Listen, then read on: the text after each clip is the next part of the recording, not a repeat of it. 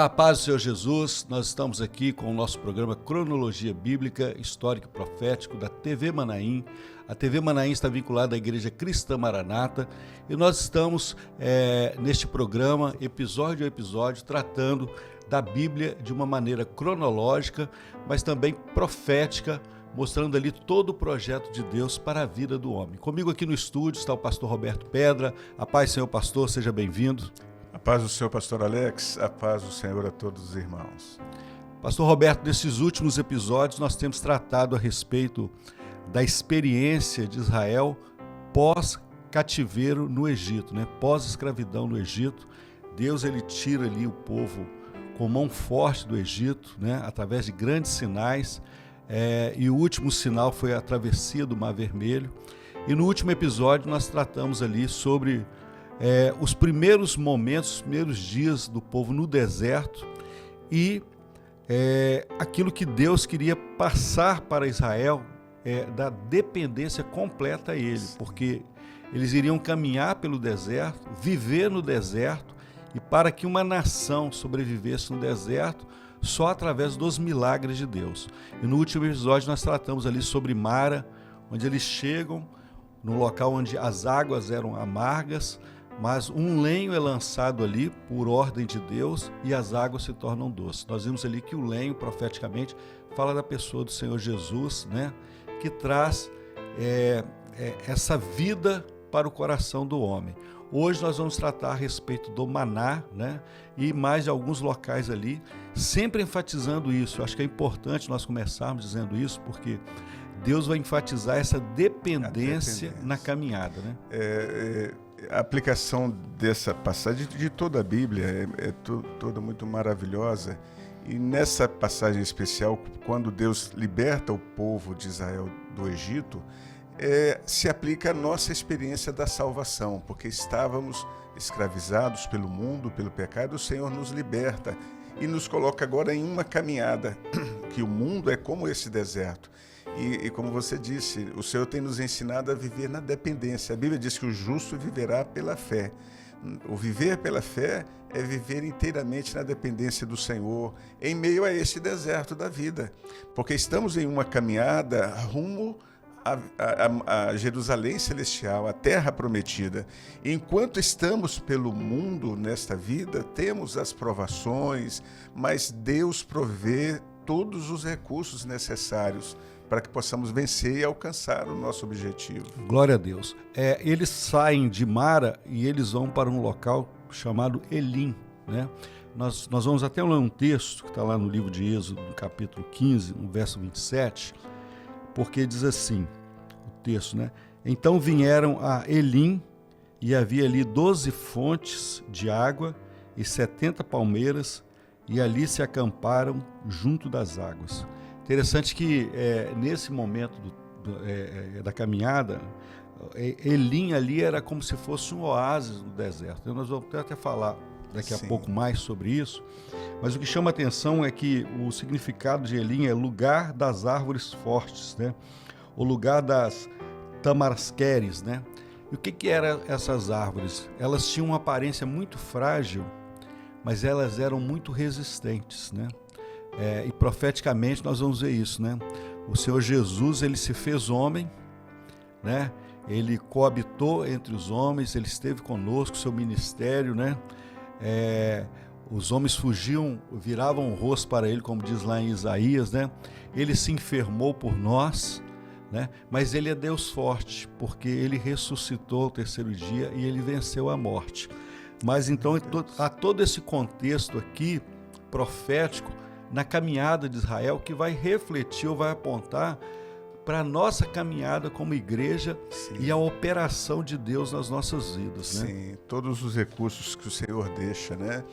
Eu gostaria até, pastor Alex, de apresentar de uma forma cronológica para nós darmos sequência a esse estudo, que nós vamos aprofundar um pouco mais adiante, Só para nós nos localizarmos, esse próximo quadro, na linha do tempo, como você disse, o povo foi liberto e para em Mara, onde as águas eram amargas.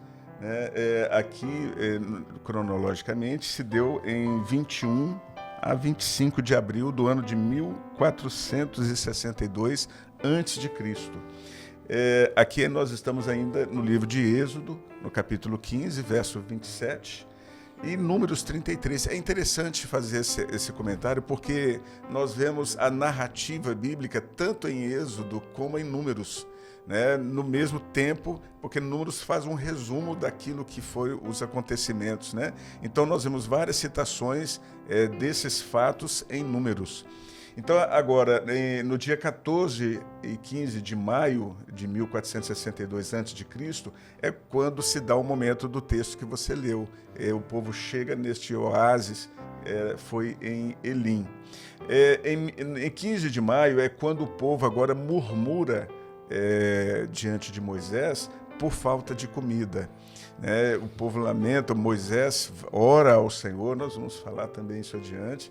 Foi no dia 15 de maio de 1462, está em Êxodo, no capítulo 16, verso 2 e 3. É quando então Deus manda o maná através da oração, né? Moisés orou e o Senhor promete o maná, né? E agora o maná é enviado no dia 20 de maio de 1462.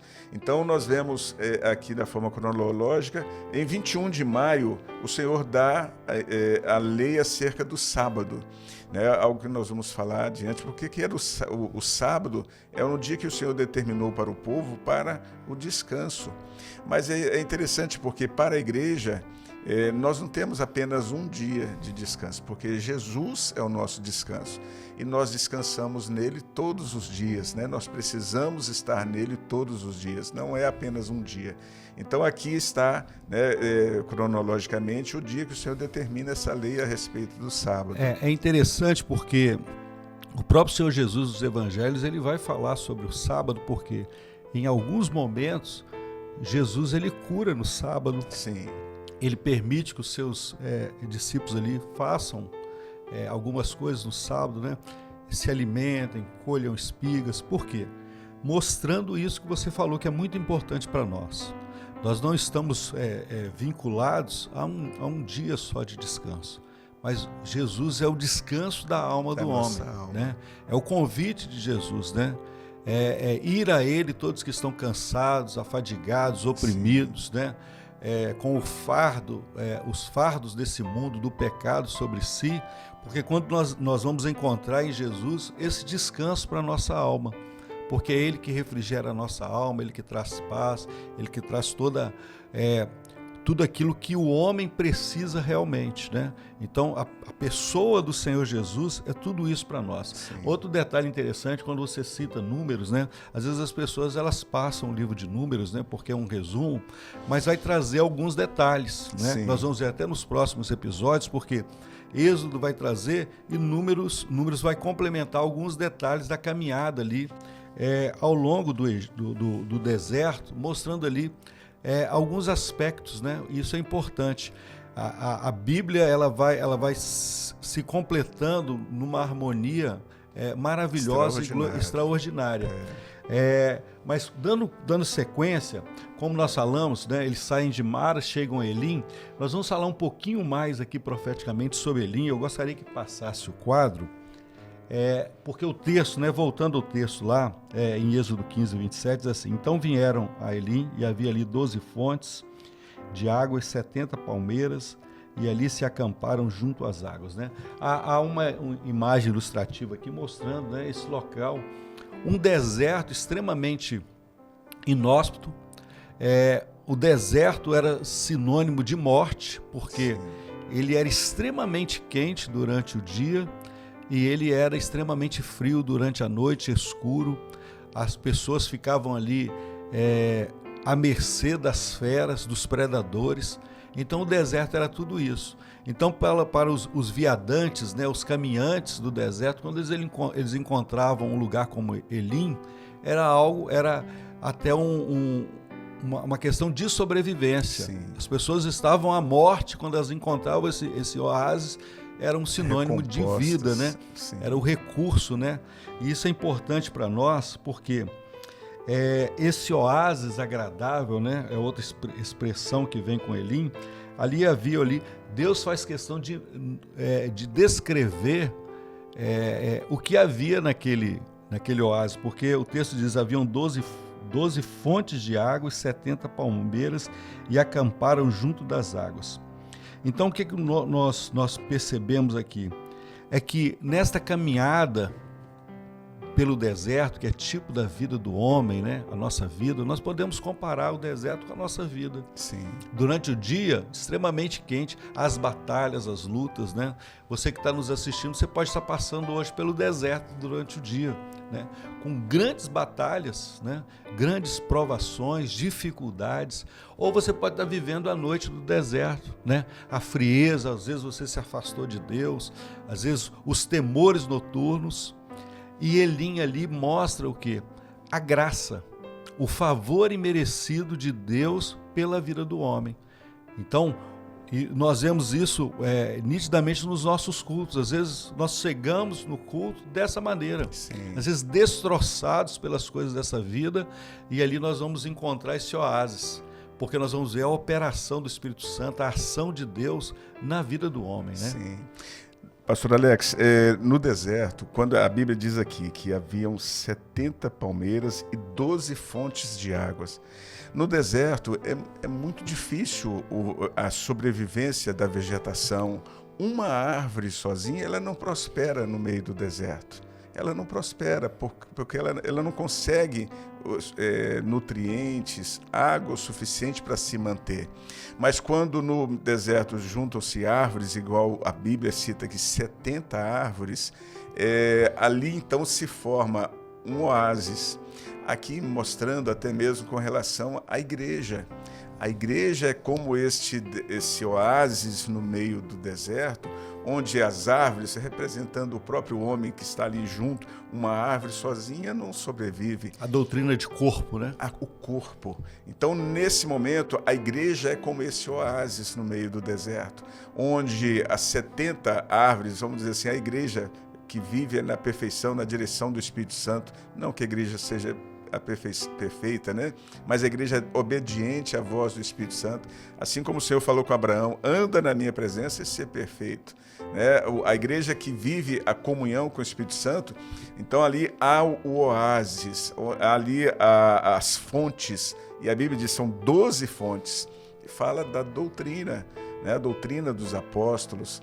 Então a igreja nessa hora ela está firmada, ela no meio do deserto da vida, ela é esse refúgio para nós, onde nós participamos, como você disse, né, no corpo, né? Nós aprendemos a viver no corpo, porque no corpo nós encontramos sombra, descanso, encontramos água, e o 12, como voltamos a enfatizar, né, que fala da doutrina, porque nós temos uma doutrina que o Senhor tem nos ensinado, que nos dá segurança para caminharmos pela vida, para caminharmos pelo mundo. A doutrina nos dá passos firmes, vivendo a palavra do Senhor, sem estar, às vezes, se confundindo com aquilo que é a areia do deserto.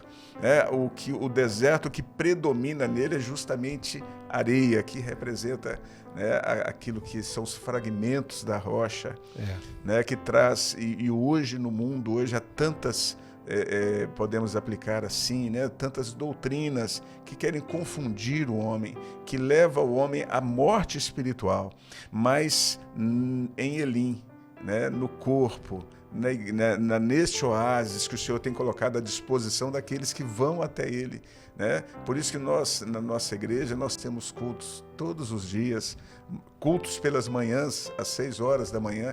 Ali é a experiência da igreja de ir para o oásis, encontrar Jesus, a fonte das águas vivas. É interessante que eles chegam naquele lugar agradável, eles acampam ali. Então, nessa caminhada, se o homem não encontrar o oásis, ele não vai conseguir vencer. Então, essa necessidade do corpo, né? A igreja, ela foi fundada, né? Ela foi instituída pelo Senhor, né? Como esse lugar onde Deus vai falar. Sim. Eles acamparam ali, mas depois eles continuaram a caminhada. E é interessante nós enfatizarmos aqui, porque aquele lugar agradável, né? Ele é tipo da operação do Espírito Santo na vida do homem.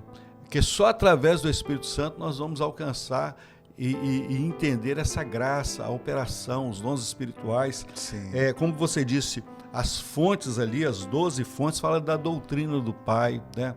A doutrina dos apóstolos, a igreja primitiva, a igreja que não se distanciou do Pentecostes, mas que vive isso. E as 70 palmeiras ali, as palmeiras falam fala da igreja, mas fala também do próprio Senhor Jesus, sombra e alimento, né?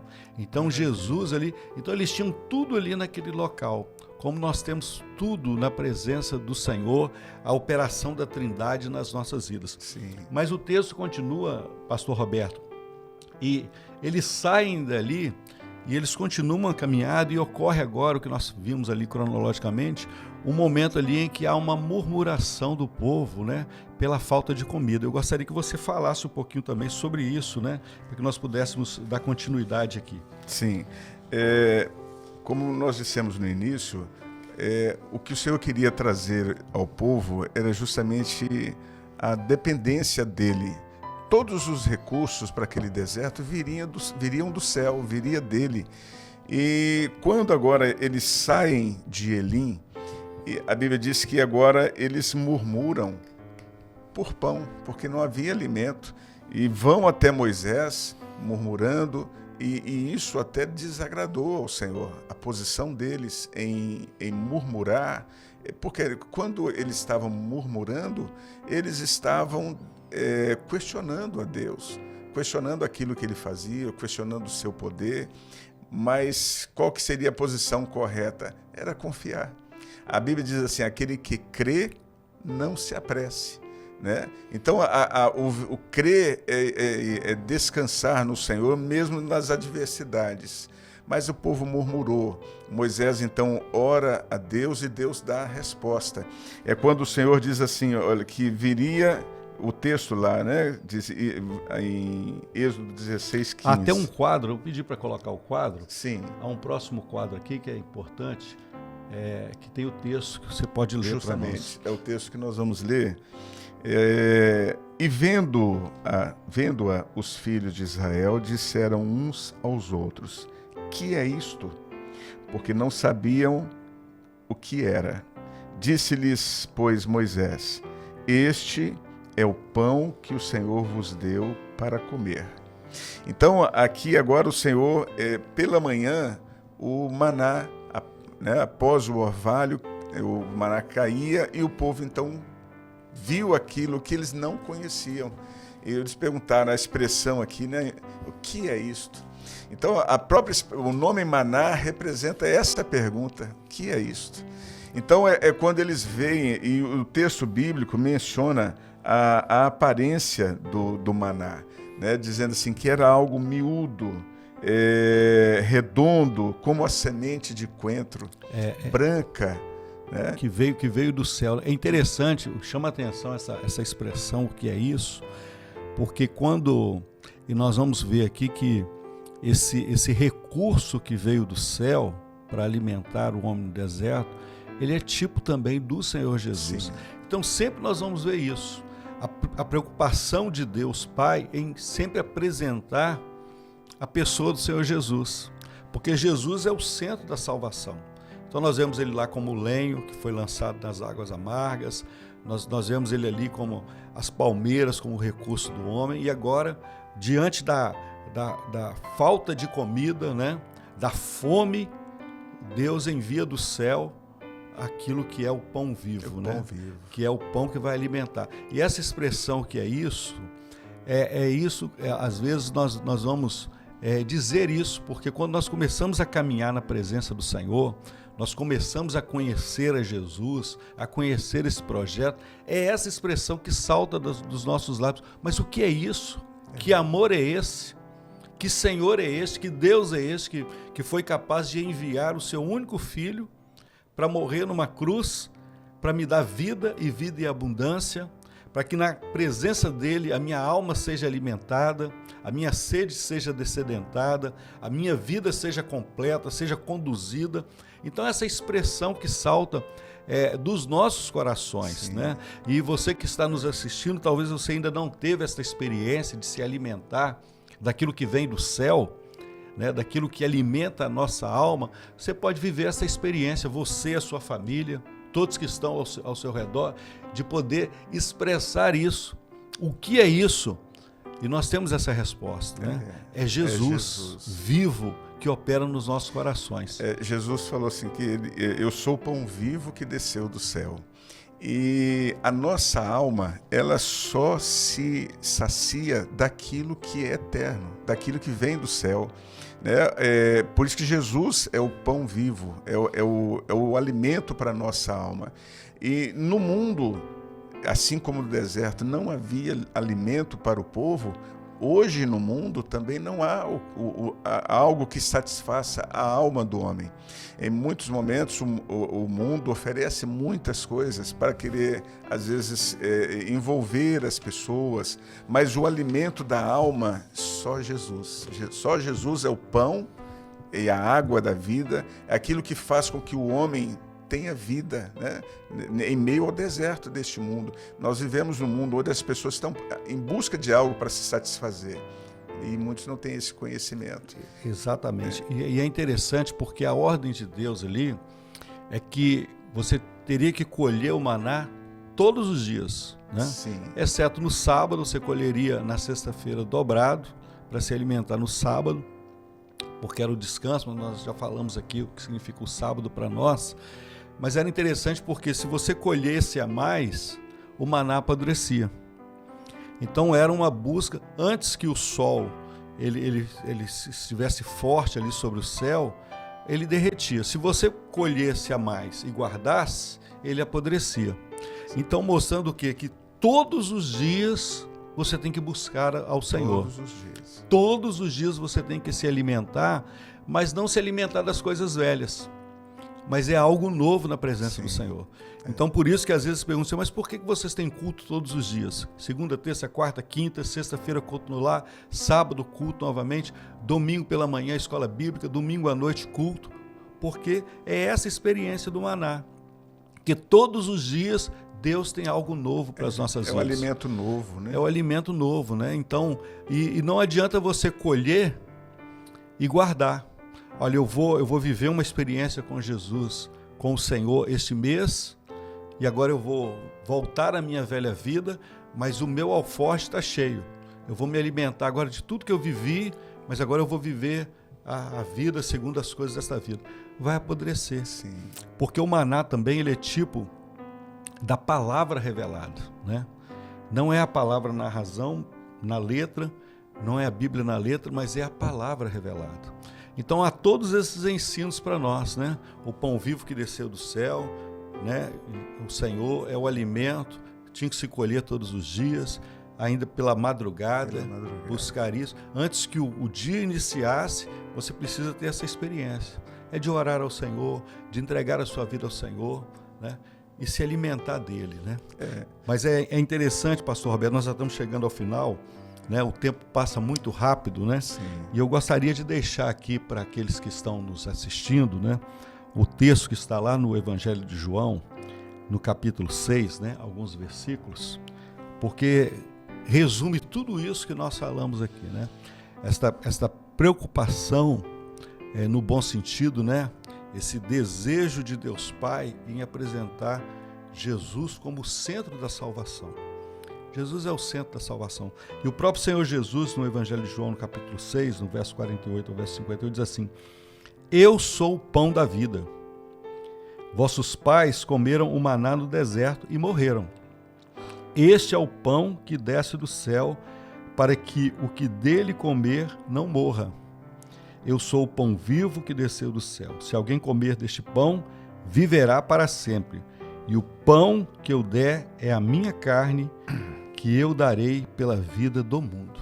Então é interessante aqui, porque para você que está nos assistindo, porque esse é o próprio Senhor que está dizendo isso para você neste episódio, né? Que Ele é o pão da vida, né? O maná que nós falamos aqui profeticamente, mas aquelas pessoas que comeram o maná ali no deserto, elas morreram.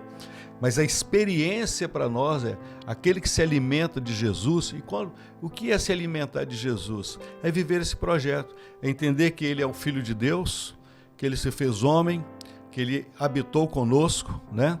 Que ele foi levado à cruz do Calvário por amor às nossas vidas, que ele morreu, mas que ao terceiro dia ele ressuscitou, ele foi assunto aos céus, ele deixou sobre a vida da igreja, sobre o homem, o Consolador, né? Que é o Espírito Santo, e ele fez uma promessa, que ele voltaria para arrebatar a igreja e nos levar para a eternidade. Então o resumo do Pão Vivo é essa experiência. E é todo esse projeto que Deus tem para a sua vida.